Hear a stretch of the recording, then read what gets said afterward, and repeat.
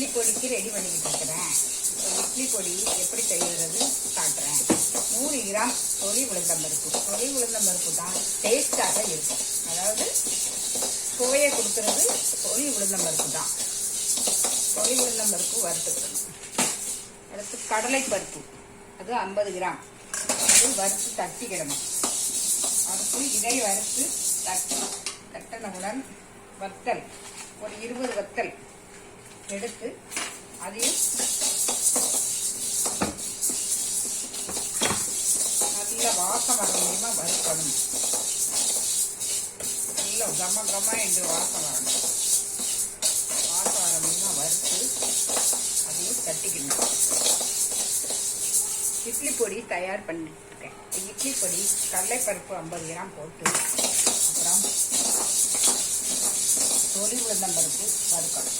தொளி உளுந்தம்பருப்பு வாசம் வர வரையுமா வறுக்கணும். அதெல்லாம் நல்லா இருக்கும். இட்லிக்கு நல்லெண்ணெய் ஊற்றி இந்த பொடியை வச்சு சாப்பிட்டா ஒரு 10 இட்லி உள்ளே போகும். அது வாசம் வரணும். வாசம் வர முடியுமா வறுக்கணும்.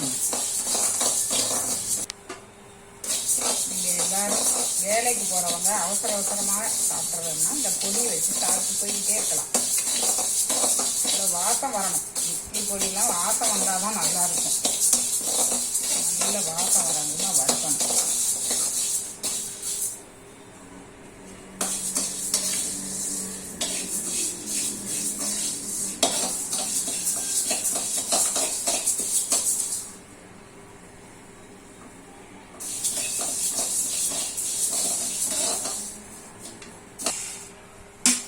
கடலைப்பருப்பு ஏற்கனவே வறுத்துட்டேன். இது கூட தட்டி லைட்டாக அப்படியே வறுத்து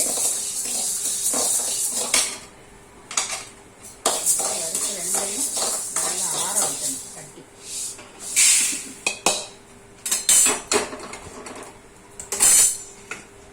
பெருங்காயம்,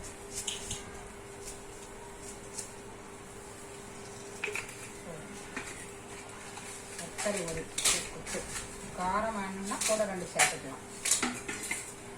லைட்டா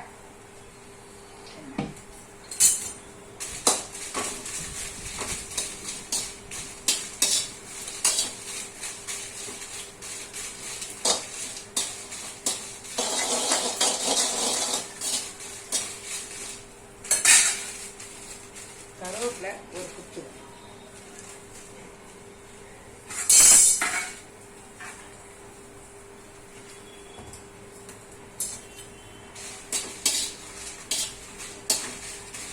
நல்ல ப்ரௌன் கலர் வரணும். நல்ல வத்தல் நல்லா வறுபடணும். அப்போ தான் அந்த வாசம் கொடுக்கும்.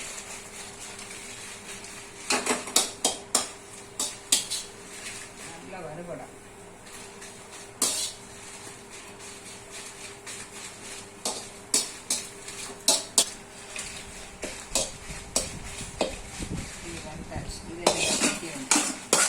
ஆறணும்.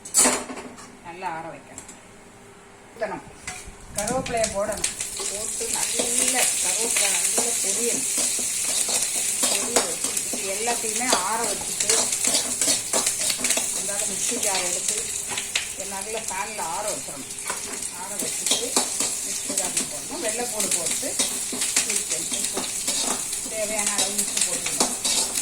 போட்டு இட்லி பொடி சாப்பிட்டா நல்லெண்ணெயை ஊற்றி சாப்பிட்டா 10 இட்லி இருக்கலாம். அப்படி இருக்கும்.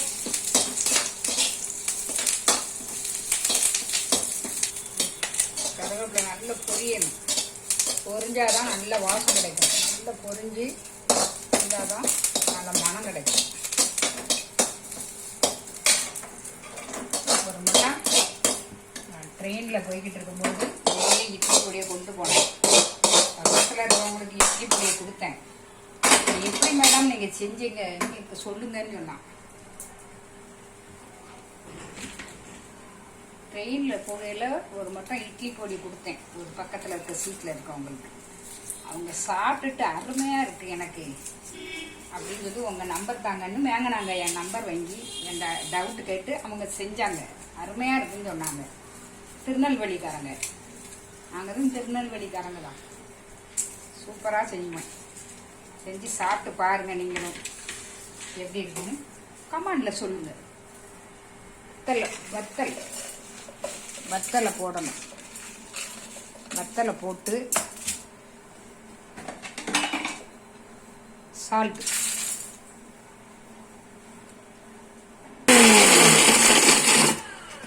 ரெண்டு திரிச்சிட்டு நம்ம வறுத்து வச்சதை பூரா தட்டணும். காயப்பொடி நினைவா போட்டுக்கோங்க. பூண்டு இந்த அளவு பூண்டு எடுத்து வச்சுக்கோங்க. அவங்க எள்ளு இல்லாமலும் சாப்பிடலாம்.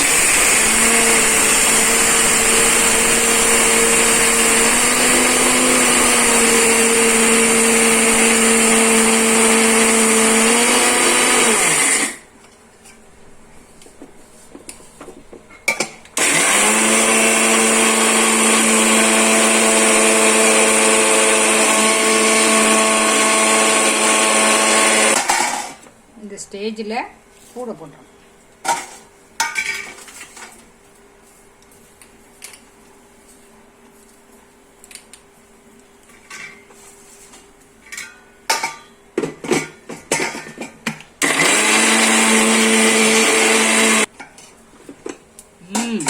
மனம் மனம் மனம் என்று 10 வீட்டுக்கு மணத்துக்கு.